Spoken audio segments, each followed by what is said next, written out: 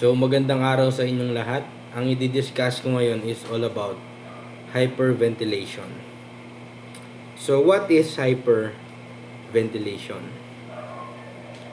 Hyperventilation. This is commonly a manifestation of acute anxiety and may accompany a panic attack. It may occur in individuals who have recently experienced an emotional upset or those with a history of panic attacks. So, ibig sabihin, ang hyperventilation daw is, ito yung common or ibig sabihin, karaniwan na nangyayari kapag yung isang tao is merong acute anxiety. So, ibig sabihin ng acute anxiety is matinding pagkabalisa. And also, yung anxiety na yon ay merong kasamang panic attack o pagkataranta. Kapag kasi sinabi nating panic attack, ibig sabihin, yan yung matinding takot na maaaring mag-cause sa isang tao ng rapid heartbeat o mabilis na pagtibok ng puso, sweating o pagpapawis, panginginig at iba pa. So, kadalasan daw ay maaari itong mangyari sa mga tao na kamakailan ay naka-experience ng emotional upset tulad ng pagiging malungkot o pag-aalala. So, kapag daw ang tao ay nababalisa, natatakot o natataranta, ibig sabihin, nakakaranas siya ng tinatawag na hyperventilation. So, the second one, no? The unnaturally fast or deep breathing of hyperventilation causes an increased loss of carbon dioxide from the blood, which leads to chemical changes within the blood. These changes result in symptoms such as dizziness and trembling, as well as tingling in the hands. As breathing returns to normal, these symptoms will gradually subside. So, yung hindi daw natural na mabilis at malalim na paghinga ng isang tao is sign yon ng hyperventilation na nagkukos daw sa isang tao ng pagkawala ng carbon dioxide sa kanyang dugo. Ito daw ay maaaring magdulot ng pagbabago ng chemical sa ating dugo na maaari ring magresulta or mag-cause ng mga iba't ibang sintomas tulad ng dizziness, pagkahilo, trembling o panginginig, as well as tingling in the hands or ibig sabihin panginginig ng kamay. So kapag yung paghinga daw natin ay unti-unti nang bumalik sa normal, ay doon palang huhupa or ibig sabihin mapapawi yung mga sintomas na yun. Next slide. What to do? So ano yung gagawin natin kapag naka-encounter tayo ng taong nakakaranas ng hyperventilation? Number 1. When speaking to the casualty, be kind and reassuring. If possible, lead the casualty away to a quiet place where he or she may be able to regain control of his or her breathing more easily and quickly. If this is not possible, ask any bystanders to leave. So, anong ibig sabihin nun? Ibig sabihin, kapag daw nagkikipag-usap tayo sa taong mayroong hyperventilation, ay dapat maging mabait at panatag lang tayo. Kung maaari daw ay dalhin natin sila dun sa tahimik na lugar na kung saan maaari niyang makontrol or muli niyang makontrol yung kanyang paghinga ng mas madali or mas mabilis. So kung hindi daw natin siya madala sa tahimik na lugar, ay maaari daw nating pag-iusapan yung mga bystander o yung mga tambay na umalis muna. Number 2, do not advise the casualty to rebreathe her own air from a paper bag, as it may aggravate a more serious illness. So, ibig sabihin, huwag daw nating payuhan yung taong yon na kumuha ng paper bag at doon huminga. Dahil maaari daw lalong maging malala yung kanyang sakit or yung kanyang nararamdaman. Number 3, hyperventilation. Due to the anxiety is rare In children, look for other causes.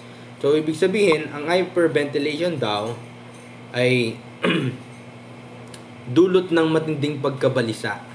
So, bihira lang daw yun sa mga bata kasi ang mga bata is yung nasa isip lang nila is maglaro at gawin yung mga bagay na gusto nila. Number 4, be aware that serious illness may also cause rapid breathing and anxiety. So, ibig sabihin, maging aware daw tayo na malubhang karamdaman o sakit ay maaari ring magdulot ng mabilis na paghinga and anxiety, or ibig sabihin, pagkabalisa. Number 5, encourage the casualty to seek medical advice on preventing and controlling panic attacks in the future. So, ikayatin daw natin yung taong yun na humingi ng medical advice o payo kung paano mapipigil at makokontrol yung panic attack kung maranasan man niya in the future o sa hinaharap. Anaphylactic shock. Ito ay isang matinding reaksyong alerhiya na nakakaapekto sa buong katawan. Maaari itong mabuo sa loob ng ilang segundo o minuto. Pagkatapos magpag-unayan sa isang trigger, posibleng nakamamatay ito. Sa isang anaphylactic reaction, ang mga chemical ay inilalabas sa dugo na nagpapalawak ng mga daluyan ng dugo. Ito ay nagiging sanhi ng pagbaba ng presyon ng dugo at mga daanan ng hangin. Ito ay lumiliit o sumisikip na nagresulta sa kahirapan sa paghinga. Bilang karagdagan, ang dila at lalamunan ay maaring mamaga na humahadlang sa daanan ng hangin. Ang dami ng oxygen na umabot sa mahalagang organ ay maaring mabawasan ng gusto na nagiging sanhi ng hypoxia. What to do or anong gagawin?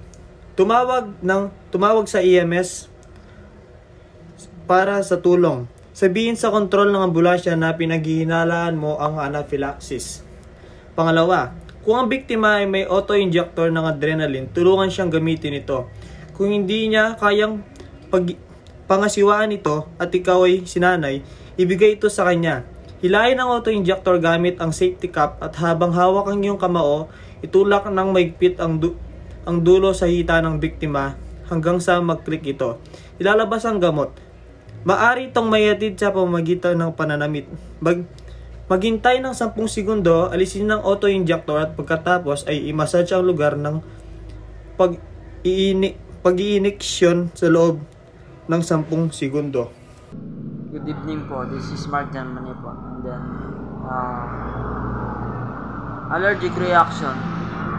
An allergy is abnormal reaction of the body defense system. Immune response to a normally harmless trigger substance or allergen. An allergy can present itself as a mild itching, swelling, wheezing, or digestive condition, or can progress to full blur. Ang allergy po ay yung mga katulad po ng mga pamamantal ng katawan. Minsan po humahatching, yung mga sintomas ng mga allergy. At saka minsan po sumasakit po yung tiyan nila dahil po bawal po sa kanila yung pagkain. Parang di nakakamain pagkain sa kanila. Yun po yung mga allergy na kadalasan na nangyayari. Tsaka sa mga taong may allergy na to, matching sila minsan may alikabok lang ganyan, o kaya may pagkain lang na hindi talaga kumapara sa kanila. May nagkakaroon ng pag-iiba sa balat nila.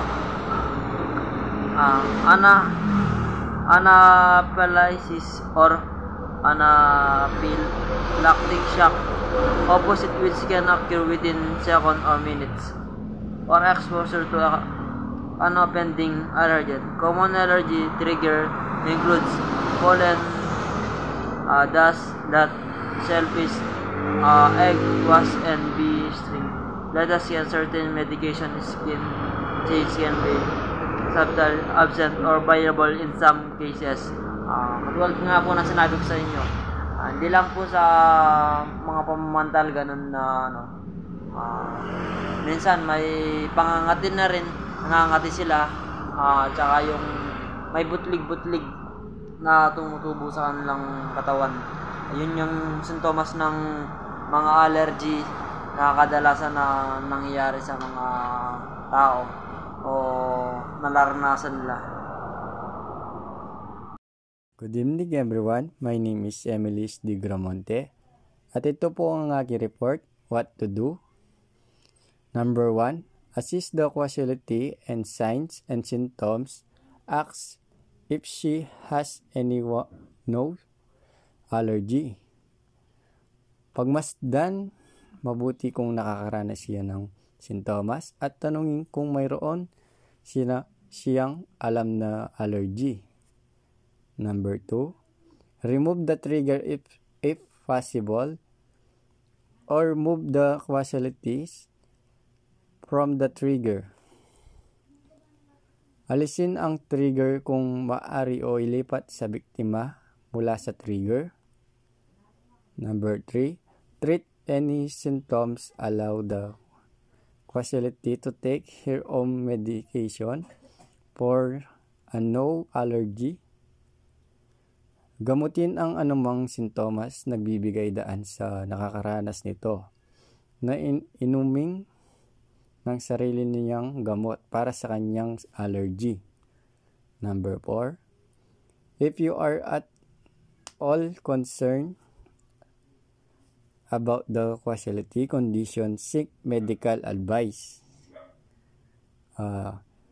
Kung talagang nag-aalala ka tungkol sa kondisyon ng biktima, humingi ng medical na payo